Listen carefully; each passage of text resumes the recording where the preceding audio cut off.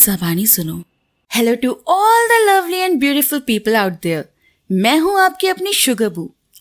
Episode 11 की starting में हमें बेन की फर्स्ट लाइफ दिखाई जाती है और फर्स्ट लाइफ में बेन कपड़ों को डाई कर रही थी और तभी वहाँ पे मिंगी और यून आते हैं और इस लाइफ में मिंगी का नाम चियोन होता है। मिंगी बेन से डाई किए हुए कपड़ों के बारे में पूछता है।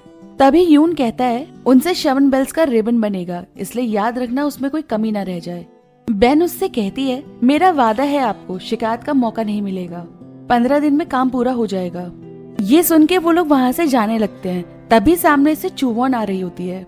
एक दूसरे को क्रॉस करते हुए सियोल और यून की नजर एक दूसरे पे पड़ती है। सियोल सू के पास आ जाती है और तभी उसके मुंह से ब्लीडिंग होती है क्योंकि उसकी तबीयत खराब थी। फिर हम एक वैद्य को देखते हैं जो कि बेन को कुछ मेडिसिन देते हैं और कहते हैं उसकी तबीयत बहुत खराब है, मेरे पास ये आखिरी इलाज बचा है। उसके बाद वो वहाँ से चले जाते हैं। अगले सीन में हम देखते हैं वही वैद्य सू के पास भागते हुए आते हैं और कहते हैं कुछ जड़ी बूटियां सोराबल महल में है, सिर्फ शाही परिवार को दी जाती हैं। वो सियोल की जान बचा सकती हैं, लेकिन उनको हासिल करना बहुत मुश्किल है। सू उनकी बात सुन के कहती है आप दाम की चिंता मत कीजिए। वैद्य कहते हैं दाम की यहाँ बात ही नहीं है, सोराबल में बारिश की कमी की वजह से सूखा पड़ा हुआ है, तो वहाँ के लोग बारिश करने के लिए पवित्र चीजों को इकट्ठा कर रहे हैं और जो उन्हें वो पवित्र चीजें देगा वो उसे उसके बदले में वो जड़ी बूटियां देंगे। तुम वो जड़ी बूटियां उन शमन घंटियों को देके हासिल कर सकते हो, लेकिन ये खतरनाक काम है। अगर पवित्र चीज चुरा के तुमने देवता को नाराज किया तो उसका नतीजा बहुत बुरा होगा। अगले सीन में हम बेन को देखते हैं जो वो डाई किए हुए कपड़ों को लेकर मंदिर जाती है और वहाँ पे सोहा, यून और मिंगी होते हैं। बेन कपड़े उन्हें दे देती है और फिर मिंगी वहाँ पूजा करता है। यही हम देखते हैं बेन मंदिर के पास छुपी हुई होती है और मिंगी जैसे ही वहाँ से जाता है बेन शवन बेल्स को चुरा के वहाँ से भाग जाती है। फिर अगले सीन में हम देखते हैं सू सियोल को लेकर सोराबल जा रही होती है और सियोल को इस बारे में कुछ नहीं पता होता। वो सियोल को पूछ रही होती है हम जा कर रहे हैं। उसकी बात सुन वो उसे कहती है मुझ पे भरोसा रखो, लेकिन इस सब के बारे में चियोन को पता चल जाता है और सब उन दोनों का पीछा करते हुए उन्हें घेर लेते हैं। सोहा उन्हें कहता है शमन घंटियां मुझे दो। सियोल उसकी बात सुन के कहती है आप ये क्या कह रहे हैं, और तभी वो सू के पास शमन घंटियां देखती है और उसे कहती है सू तुमने ये क्या किया। सू उनसे कहती है मुझे माफ कर दो, मुझसे बहुत बड़ा पाप हो गया है, मेरी बहन की जिंदगी खतरे में है, मेरे लिए इससे ज्यादा जरूरी कुछ नहीं। मैं इन शमन घंटियों को सोराबल में देके अपनी बहन को बचा सकती हूँ, हमें जाने दो। इन शमन घंटियों को तो दोबारा भी बनाया जा सकता है, लेकिन अगर मेरी बहन का इलाज नहीं किया गया तो वो मर जाएगी। मिंगी उसे कहता है ये हमारा रिवाज है और हमें इसे पूरा करना होगा। उसे सुन बेन उस पे चिल्लाते हुए कहती है यहाँ कोई इंसान मर रहा है और आपको अपने रिवाजों की पड़ी है। बेन उनसे बहुत रिक्वेस्ट करती है मगर कोई उनकी बात ही नहीं सुनता। तभी वहाँ पे चुवोन को मार दिया जाता है। हालांकि हमें ये नहीं दिखाया गया कि चुवोन को मारा किसने। फिर सीन वापस से प्रेजेंट डे पे चेंज होता है और प्रेजेंट डे में बेन को यही लगता है कि उसकी बहन को सोहा ने ही मारा था, क्योंकि उस टाइम पे सोहा के हाथ में ही तलवार होती है। वो सोहा का गला पकड़ लेती है और उसे कहती है मैं तुम्हें मार डालूंगी। सोहा उसे कहता है बेन होश में आओ, मैं सोहा हूँ। और बेन ये सुनते ही होश में आ जाती है और उसका गला छोड़ देती है।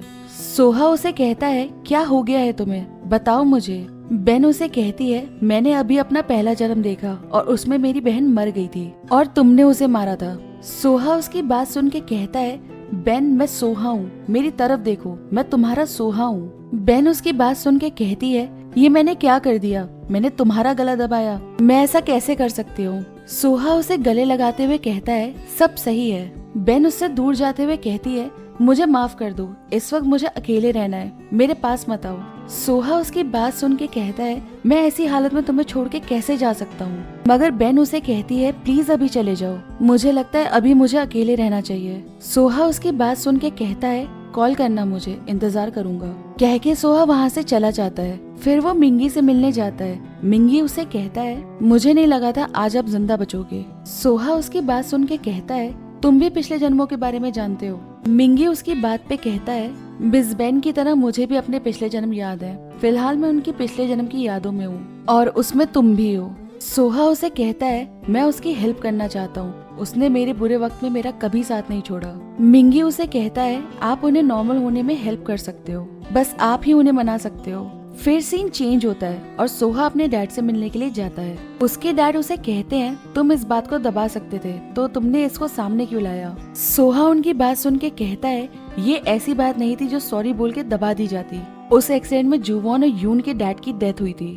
उसके डैड उसे कहते हैं अगर तुम्हें इस बारे में पता होता तो क्या तुम इस सच को संभाल लेते। सोहा उनकी बात सुन के कहता है बिल्कुल संभाल लेता, भले ही उस बात के लिए मुझे घुटने क्यों नहीं टेकने पड़ते। तभी हमें फ्लैशबैक सीन दिखाया जाता है जहाँ पे सोहा घुटनों पे बैठ के जुवॉन की मॉम से माफी मांगता है। जुवॉन की मॉम उसे कहती है तुम बिल्कुल अपने डैड पे गए हो, उन्होंने भी मुझसे ऐसे ही माफी मांगी थी। तुम्हारे जर्मनी जाने से पहले तुम्हारे डैड ने मुझे सब कुछ बता दिया था। मैं जुवॉन को तो बचा नहीं सकी मगर इस सब से तुम्हें बचाना चाहती थी। और फिर वो सोहा को गले लगा लेती हैं। सीन वापस से प्रेजेंट डे पे चेंज होता है। चेयरमैन उसे कहते हैं मैंने ये सब कुछ तुम्हें बचाने के लिए छुपाया था, क्या तुम खुद को संभाल पाओगे। सोहा उन्हें कहता है मैं जानता हूँ आप मुझे बचाना चाहते थे मगर आपने जो भी किया वो गलत था, इससे हम दोनों ही तकलीफ में हैं।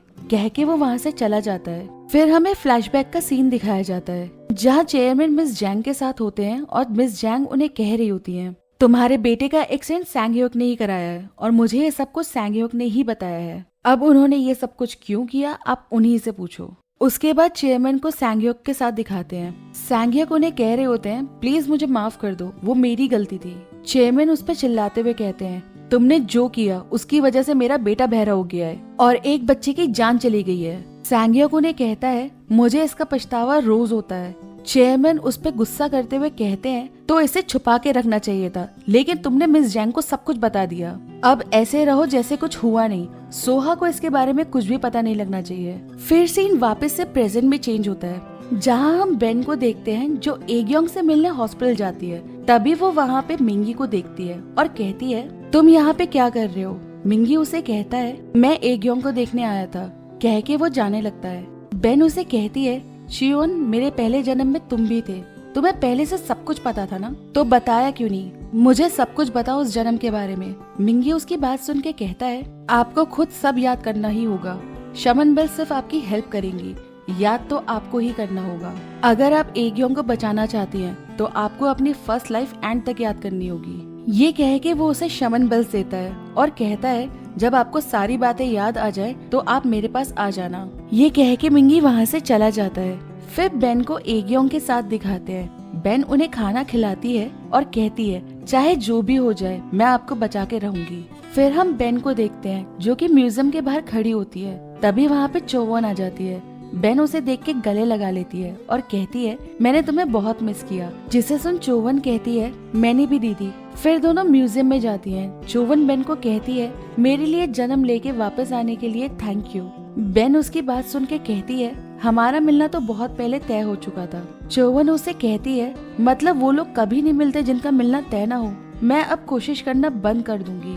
वही हम सोहा और यून को देखते हैं। यून सोहा से कहता है वैसे मिस बेन अब कैसी है, जो हॉस्पिटलाइज हुई थी वो उनकी आंटी थी ना। सोहा उसकी बात सुन के कहता है हाँ मगर वो उसकी असली आंटी नहीं है, दोनों में बहुत प्यार है, असली फैमिली से भी ज्यादा। तभी यून के पास बेन का कॉल आता है। वो उसे कहती है अगर चोवन किसी दिन सच में आपका पीछा छोड़ देगी ना तो देखना आप ही उसे छोड़ नहीं पाएंगे। यून उसे कहता है मैं आपका मतलब नहीं समझा।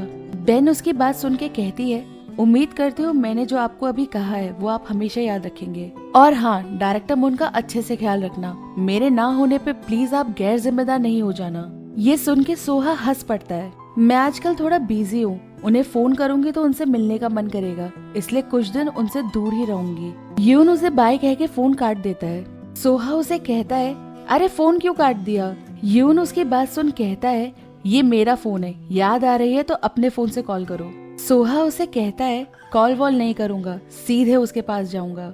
और सोहा बेन से मिलने के लिए जाता है मगर बेन सोहा को देख के इग्नोर करके वहाँ से चली जाती है। मगर सोहा उसके पीछे जाता है और कहता है मुझसे रहा नहीं गया इसलिए आ गया, और कितना इंतजार करना पड़ेगा। बेन उसकी बात सुन हंस पड़ती है और उसे कहती है आई एम सॉरी। सोहा उसकी बात सुन कहता है क्या तुम्हारे पास आ सकता हूँ। बेन हाँ में सर हिलाती है तो सोहा बेन के करीब जाके उसे गले लगा लेता है और सोहा उसे कहता है आई एम सॉरी, मैं जानता हूँ तुम्हारे पिछले जन्म में मैं भी था और मैंने तुम्हें बहुत दुख पहुँचाए हैं ना, इसलिए मैं सॉरी कह रहा हूँ क्योंकि मैं तुम्हारी कोई मदद नहीं कर पा रहा हूँ। बेन उसकी बात सुन कहती है वो पिछले जन्म की बात थी जिसे मैं भूल चुकी हूँ। कल मैंने तुम्हारी जान लेने की कोशिश करी, मैं खुद को माफ नहीं कर पा रही हूँ। सोहा उसकी बात सुन हंसते हुए कहता है, टेंशन मत लो, मैं जिंदा हूँ। वैसे मैं जिससे प्यार करता हूँ उसे अपना पिछला जन्म याद है, तो मुझे तो उससे बच के रहना पड़ेगा। उसकी बात सुन बेन हंस पड़ती है। सीन चेंज होता है और बेन अपनी पास्ट लाइफ को याद करने के लिए तैयार होती है और सोहा उसके पास होता है, तो वो सोहा को कहती है, मुझे लगता है तुम्हें यहाँ नहीं होना चाहिए। अगर मैंने फिर से हमला कर दिया तो?